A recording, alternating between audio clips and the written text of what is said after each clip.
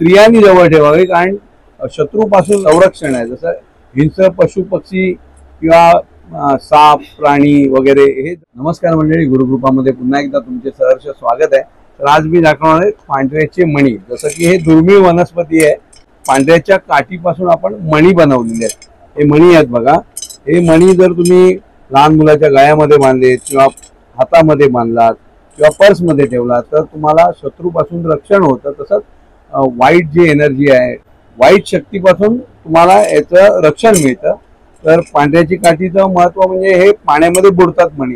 याची ओरिजिनल जर बघायचं झालं तर कोणाला हवे असतील पांढऱ्याची काठी स्त्रियांनी जवळ ठेवावी, कारण शत्रूपासून संरक्षण आहे। जसं हिंस्र पशु पक्षी किंवा साप प्राणी वगैरे हे जवळ येत नाही। हिंस्र पशु पक्षींची जी वृत्ती होती ती आता माणसामध्ये आलेली आहे। तर त्यापासून संरक्षण मिळण्यासाठी व तुम्हाला ही लाभदायी आहे। तर पांढऱ्याची काठी कोणाला हवी असेल किंवा पांढऱ्याचे मणी कोणाला हवे असतील तर नक्की गुरुकृपाशी संपर्क करा। धन्यवाद।